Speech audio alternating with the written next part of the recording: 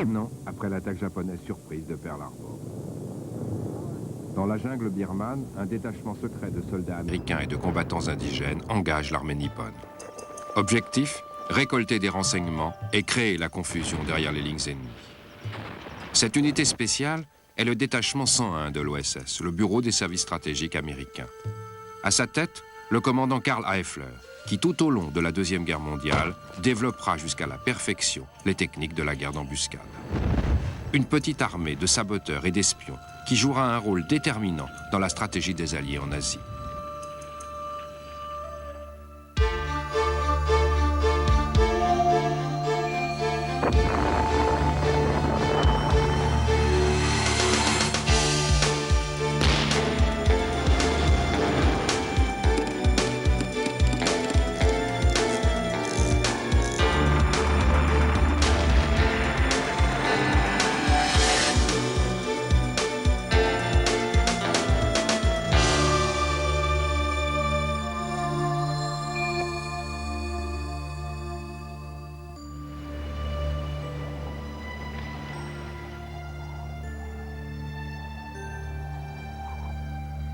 Mi-janvier 1943.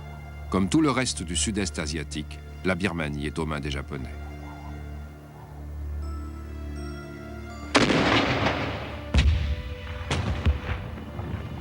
L'invasion a été brutale et rapide.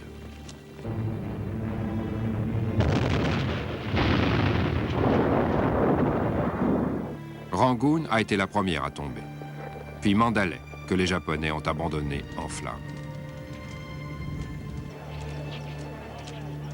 Le général américain Stilwell, commandant en chef des forces alliées en Asie, a été contraint à une retraite rapide et humiliante. Replié à New Delhi en Inde, il prépare sa revanche.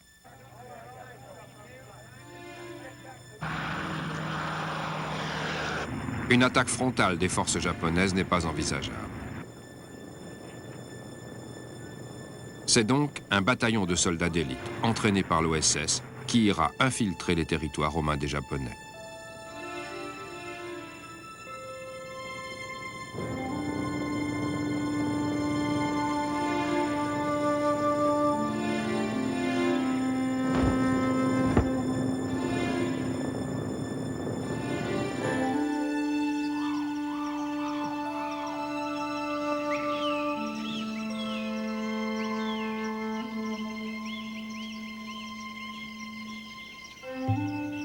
Leur mission, recueillir des renseignements, harceler les patrouilles ennemies,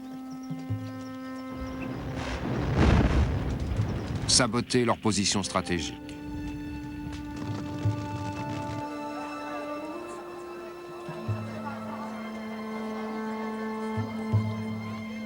Utiliser les yeux et les oreilles des populations locales et les entraîner au sabotage et à l'espionnage. C'est à des centaines de kilomètres derrière les lignes ennemies que les hommes du détachement 101 vont devoir mener leur combat. Dans la jungle épaisse, ils seront confrontés aux sangsues géantes, aux moustiques porteurs de malaria et aux pistes détrempées par les pluies de la mousson. Ici, uniformes et rangers pourrissent en un rien de temps et les hommes sont constamment menacés par les maladies tropicales et l'épuisement. C'est cela leur champ de bataille. Au départ, l'effectif du détachement est réduit à 21 hommes. Un mélange de gosses de riches sortis des grandes universités américaines et de voyous, tous animés d'un désir commun, l'aventure. Dans la jungle, ils doivent apprendre à survivre, à manger des termites ou des abeilles sauvages et à vivre comme les indigènes. Ce sont des durs, et c'est mieux ainsi parce qu'ils sont dirigés par le plus coriace de tous. Nom, Karl Eifler, âge 37 ans, un véritable ours et un modèle pour tous ces hommes. Recruté par le chef de l'OSS, Bill Donovan, et proche ami du général Stilwell, Eifler semble tout désigné pour cette mission. Il a été successivement policier à Los Angeles, boxeur professionnel, puis douanier sur la frontière mexicaine où il menait la vie dure aux contrebandiers.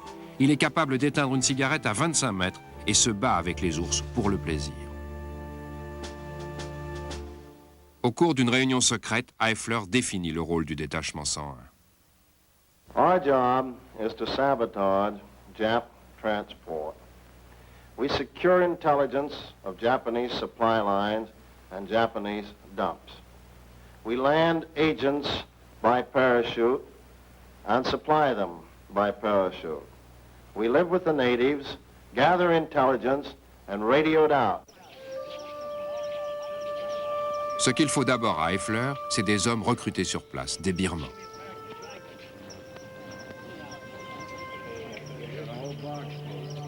Des insurgés indigènes, comme les désigne l'OSS. Mais le choix est bien maigre et le territoire hostile. Les collines sont peuplées de tribus de chasseurs de tête, les Nagas. Le collier de cet homme témoigne de ses exploits.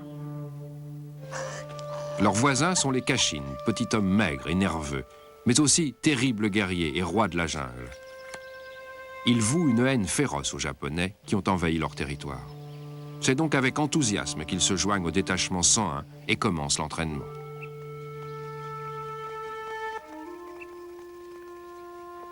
Les nouvelles recrues apprennent à se battre et à tuer à main nue,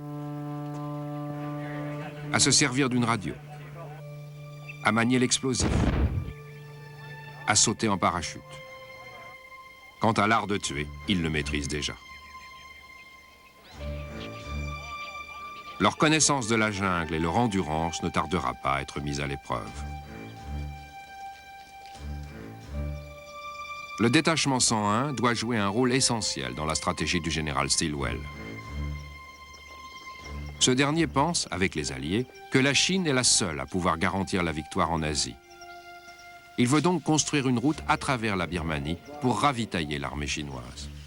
Mais cette route à deux voies, conçue pour résister aux intempéries, doit passer au cœur du territoire contrôlé par les Japonais. Partant de l'Edo, sur la frontière indienne, elle doit couvrir 400 km de jungle montagneuse et marécageuse jusqu'à Myitkyina d'abord, puis jusqu'en Chine. Une route indispensable, car les avions de ravitaillement sont systématiquement attaqués par les chasseurs ennemis précisément basés à Myitkyina, la principale base aérienne japonaise du nord de la Birmanie. Désormais, les héros japonais vont avoir une nouvelle cible, les soldats qui construisent la route Stilwell. Pour l'achever, il faudra un jour conquérir l'aérodrome fortifié. Mais en attendant, les hommes du détachement 101 ont pour mission de harceler l'armée japonaise.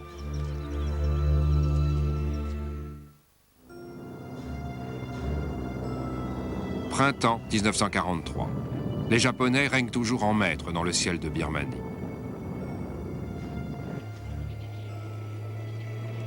Et au sol, leur domination est totale.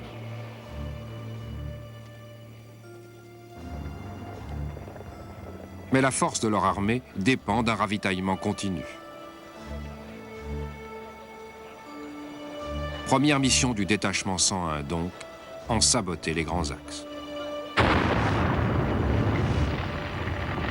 « Je veux que ça saute », a dit le général Stilwell. Alors, ils font sauter la principale ligne de chemin de fer, en 21 endroits. Et plusieurs ponts, réussissant à déstabiliser le système de ravitaillement de l'ennemi. Dans les mois suivants, ils détruisent des dépôts de provisions, de munitions et des réservoirs d'essence. Et ce n'est qu'un début. Très vite, le nombre des combattants Kachin atteint le millier.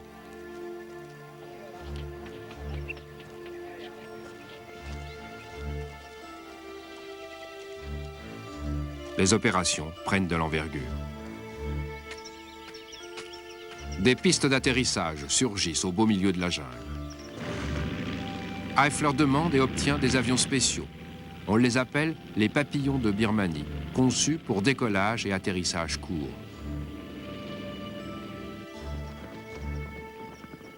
On établit des avant-postes, comme ici, au camp de Knot Head. 8 Américains et 331 Kachin, sous les ordres du lieutenant Vincent Curl.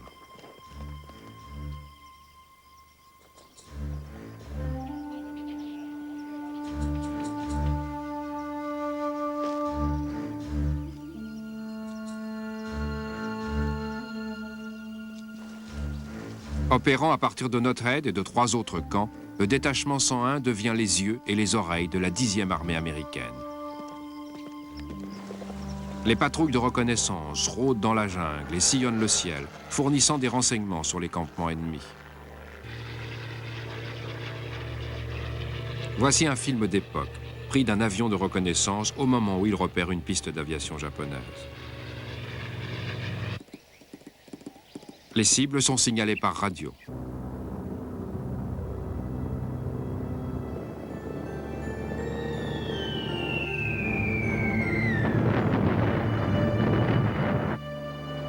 Ensuite, des équipes spécialisées vont évaluer les dégâts.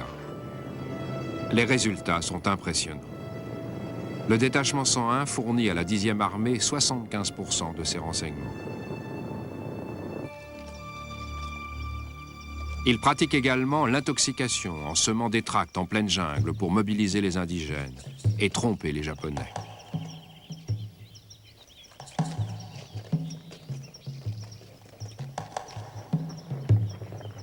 Toujours bouger pour déstabiliser. Une guerre secrète derrière les lignes ennemies. Au départ, on avait pour mission d'attaquer en embuscade et de filer. Pas de se battre, comme l'aurait fait une unité d'infanterie. Car ils n'en ont pas les moyens. Le matériel est rare. Parfois même assez rudimentaire. Parfois, on devait improviser. On creusait des fosses qu'on plantait de punji, c'est-à-dire des morceaux de bambou taillés en pointe. Pour ceux qui marchaient dessus et tombaient dedans, c'était réglé. Mais on avait surtout des explosifs, des grenades qu'on plaçait le long des pistes et qu'on actionnait à distance.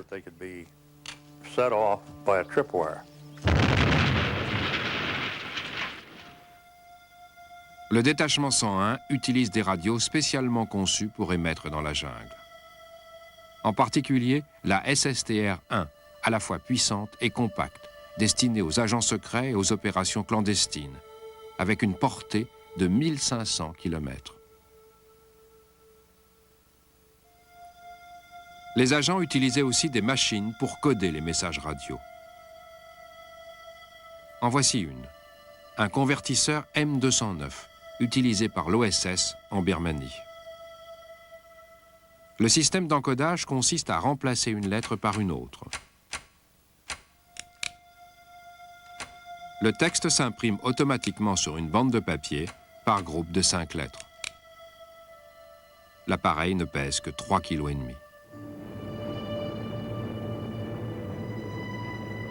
Matériel et nourriture sont parachutés dans la jungle. Tom Moon se souvient. Pour les parachutages, la 10e armée nous a beaucoup aidés. Ils arrivaient au ras des arbres et larguaient ce qui ne nécessitait pas de parachute, comme de l'argent ou du riz.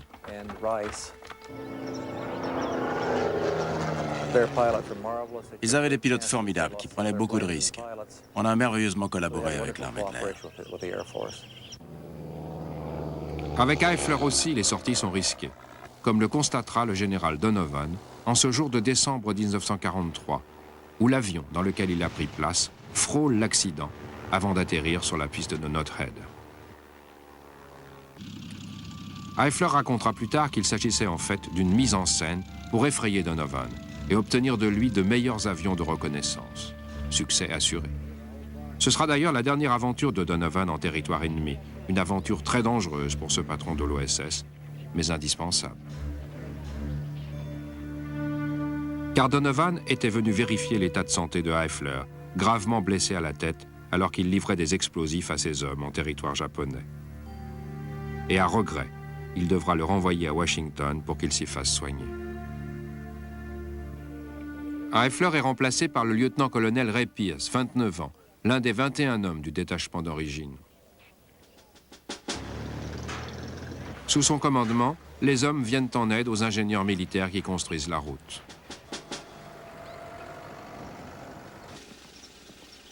Par petits groupes, il les précède dans les villages, où il s'assure la sympathie et la coopération des habitants.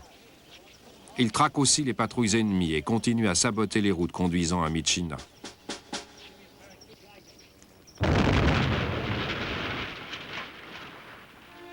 Mais c'est encore insuffisant. Vers la fin du printemps 1944, le général Stilwell décide de passer à la vitesse supérieure. Myitkyina est affaiblie. Maintenant, il faut la conquérir. Les hommes désignés pour mener à bien cette mission sont les maraudeurs du général Frank Merrill. Ils ont été entraînés dans la jungle indienne. Le détachement 101 sera chargé de les diriger.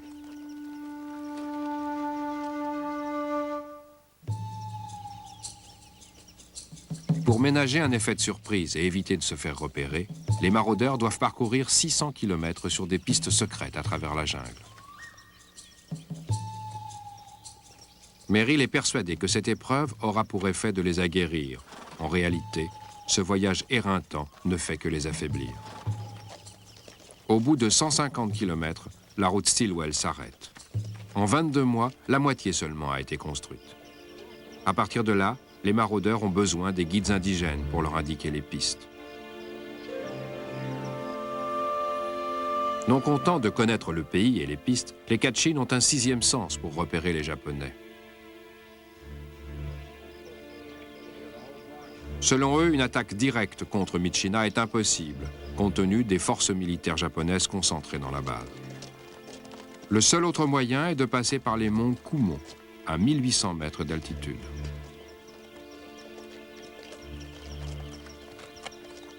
Les Kachin ouvrent la marche. Les maraudeurs, à moitié épuisés par les combats et les maladies, sont maintenant confrontés à un autre obstacle, les pluies de mousson.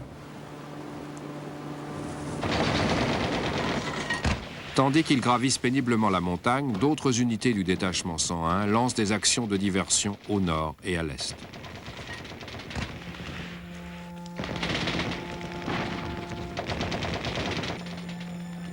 Les maraudeurs établissent leur camp dans un village au sommet de la montagne. C'est là que j'ai dit aux maraudeurs de me suivre. Et avec les guerriers Kachin qui étaient dans mon unité, on a pris la piste en couvrant les maraudeurs, tout en leur indiquant le chemin de la base de Myitkyina. «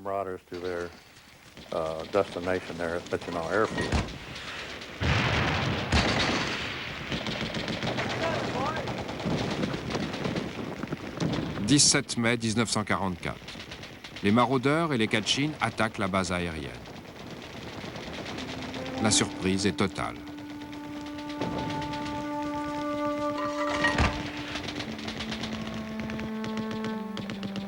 Pris de court, les Japonais se replient sur la ville de Myitkyina.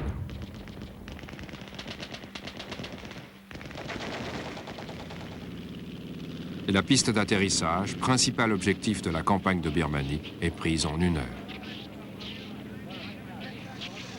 Mais les combats ne sont pas terminés.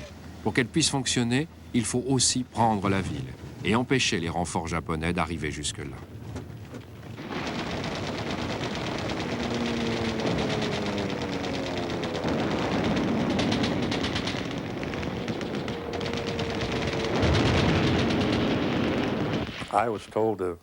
J'ai reçu l'ordre de descendre la rivière et d'aller installer un barrage. À 50 km en aval, j'ai installé une vingtaine de mitrailleuses Bren alignées sur la rive. Impossible de passer. Et en effet, presque personne ne réussit à passer. En 4 semaines, les Kachin de Martin font plus de 500 morts et 27 prisonniers. Le siège de Myitkyina dure 78 jours. De part et d'autre, les pertes sont importantes. Une fois la ville prise, la piste est enfin utilisable. Désormais, les avions de ravitaillement peuvent décoller sans encombre pour la Chine et la construction de la route Stilwell peut reprendre.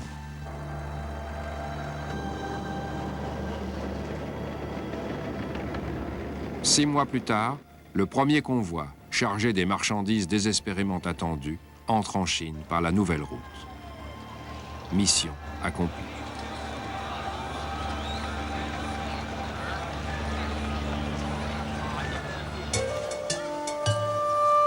Les hommes du détachement 101 poursuivront leur tâche en Birmanie jusqu'à la fin de la guerre.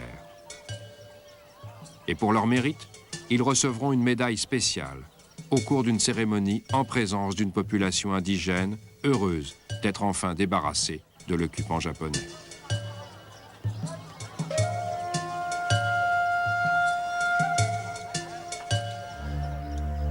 Bilan de cet ensemble d'opérations. Le détachement 101 aura fait 5400 morts recensés dans le camp ennemi et sans doute 10 000 de plus.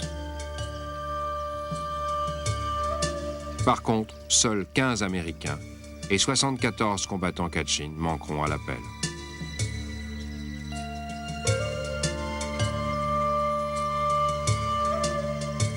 Un rapport inégalé dans toute l'histoire militaire.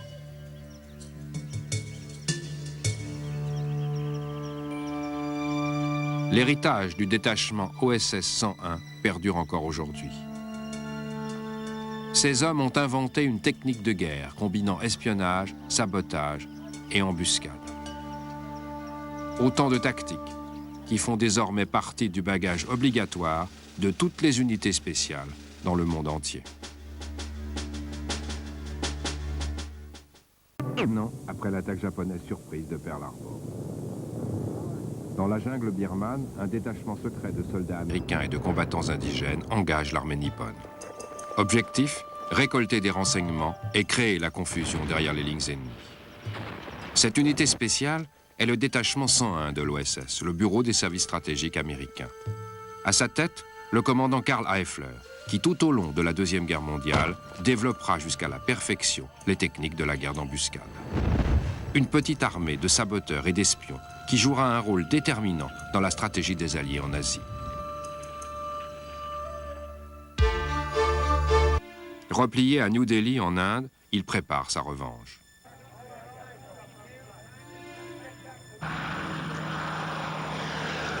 Une attaque frontale des forces japonaises n'est pas envisageable. C'est donc un bataillon de soldats d'élite, entraîné par l'OSS, qui ira infiltrer les territoires romains des Japonais.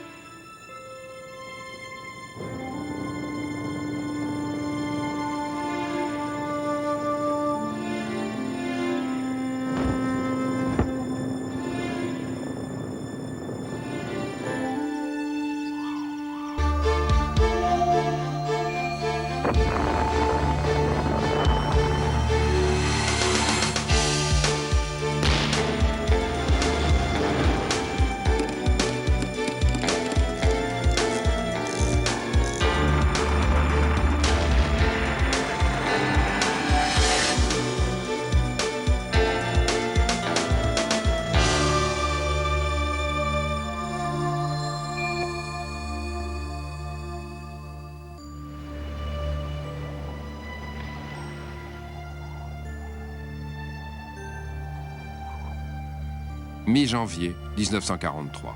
Comme tout le reste du sud-est asiatique, la Birmanie est aux mains des Japonais.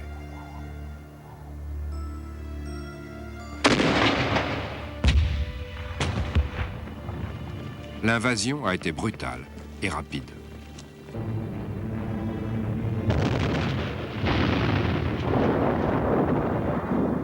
Rangoon a été la première à tomber, puis Mandalay, que les Japonais ont abandonné en flammes. Le général américain Stilwell, commandant en chef des forces alliées en Asie, a été contraint à une retraite rapide et humiliante.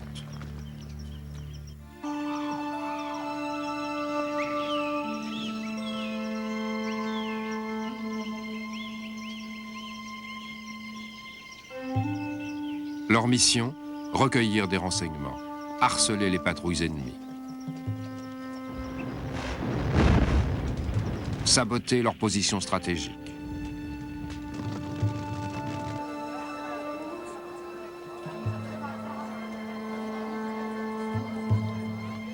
Utiliser les yeux et les oreilles des populations locales et les entraîner au sabotage et à l'espionnage.